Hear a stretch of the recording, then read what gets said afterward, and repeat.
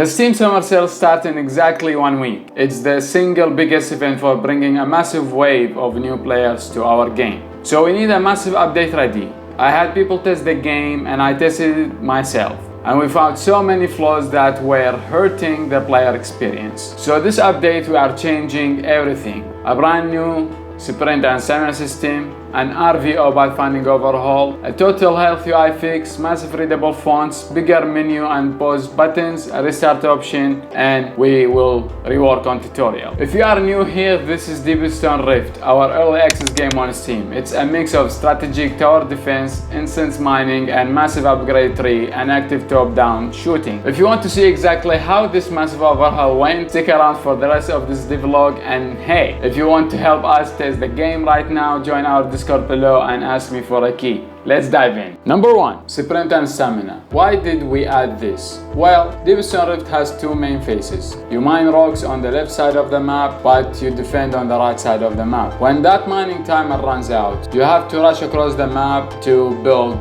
and prepare. Walking back and forth was taking too much time, and during playtests, it felt frustrating. To fix this, we added a sprint mechanic tied to a stamina bar. We add some crisp and new animation, and it's completely changed the game's feel. But you have to use it wisely. If you burn all the stamina dodging in combat, you won't have any left to sprint back to the mines. It adds a whole new layer of tactical choice, and it just feels so much better to play. Number 2. It's a massive technical upgrade, RVO Pathfinding. Before this update, whenever a fast enemy catch up a slow enemy, it would just run directly into it, clipping through the model and looking incredibly messy. To fix this, I completely overhauled the AI using RVO. And don't tell me to tell you what is mean because I can't say it. Sorry. Now, the fast enemies actually calculated a path around the slowest one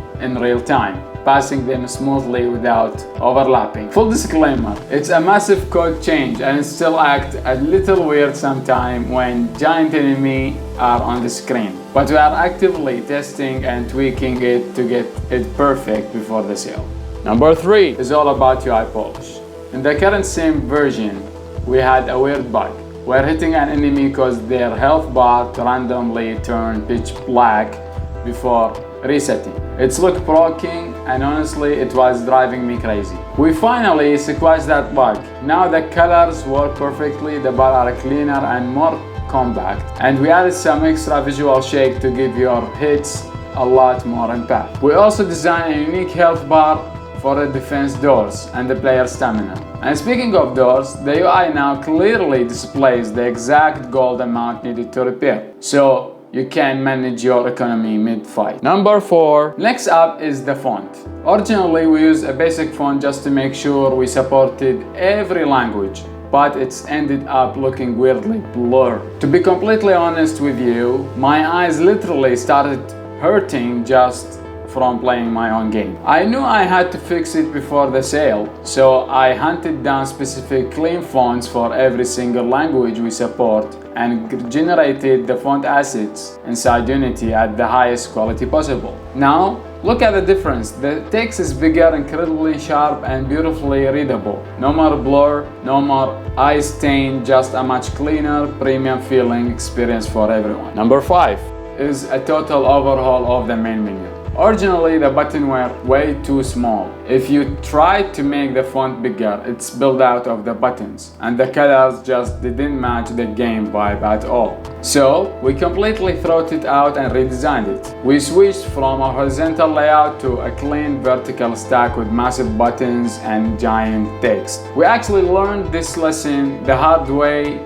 on our last game, Northern Tower Defense. We also made the community feedback button massive, highly visible. If there is one thing we know for sure, is that players need to be able to read the menus and the button and all the fonts and the text very, very easy. Number 6 is the pause menu. Just like the main menu, the old buttons were tiny and outdated, so we reworked the whole style. But the real issue here was a massive missing feature that honestly just sucked for the player. Before this update, if your strategy was failing and you wanted to retry a level, you had to exit all the way out to the main menu load back in and start over. It's killed the flow of the game. We listened to your feedback and finally added a dedicated restart button right inside the pause menu. It's instantly reset the map. This is exactly what quality of life updates are meant for, keeping you in the action without headache. Number 7, the end game UI. The end level screen, just like the other menus, the all buttons here looked rough,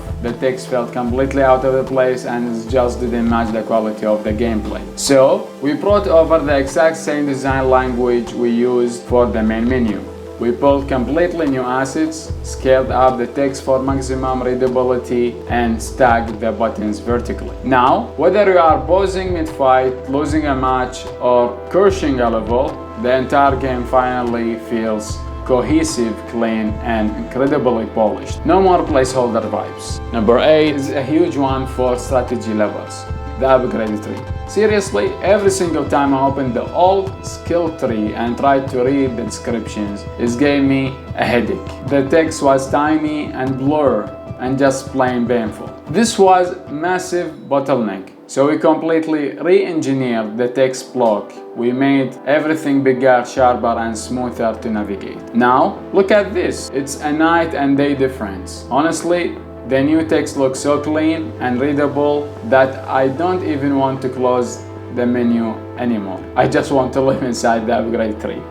Number 9 is the tutorial. This is a game first impression, and we had a massive issue. In the old build, we literally forced the player to lose a wave just to teach them to use the upgrade tree. I saw a YouTuber play it and felt so bad. Who wants to lose in a tutorial? No one! So we fix it. Now, players win the battle first, and then we introduce the upgrade tree when they are already feeling victorious. But that wasn't the only tutorial problem hurting our reviews. We discovered players were leaving negative reviews because they didn't know a major feature existed, digger queuing. Now we teach our player how to target specific rocks for their diggers to mine. It completely saves the player economy. Number 10, bugs. We fixed so many under the hood issue that I can't list them all in this video, but there is one hilarious bug I have to show you.